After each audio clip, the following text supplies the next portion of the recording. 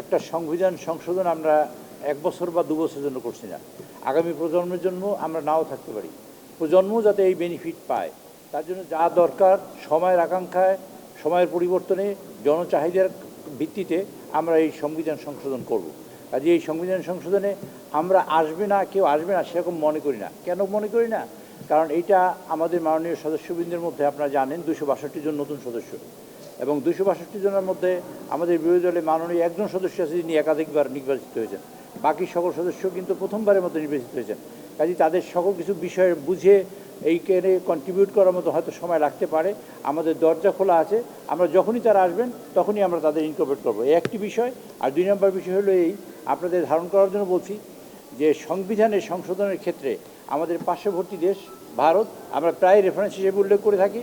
আমরা ভারতে 1950 সালে সংবিধান সংশোধন করা হয়েছে, মানে অ্যাডাপ্ট করা হয়েছে।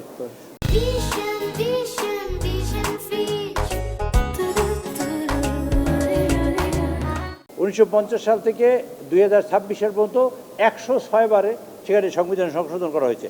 নতুন করে কিন্তু সংশোধন লেখা হয় নাই, সংবিধান সংশোধনই হয়েছে।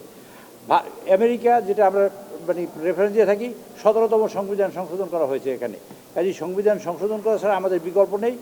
দিন শেষে আমরা সেটাই করব, যাই আমরা সংস্কার করি, সংবিধানের একটা লাইনও যদি একটা অক্ষর কমাও পরিবর্তন করি সেটাই একটা সংস্কার। কাজে আমরা সেই সংস্কারই হাত দিয়েছি, এবং সেখানে যিনি কন্ট্রিবিউট করবেন, স্পেশালি বিরোধী দলের জন্য আমাদের দরজা একেবারেই খোলা, এবং যখনই তারা নাম দেবেন তখনই ইনকর্পোরেট করে তাদের মতামত নিয়ে আমরা এই কাজটা করব।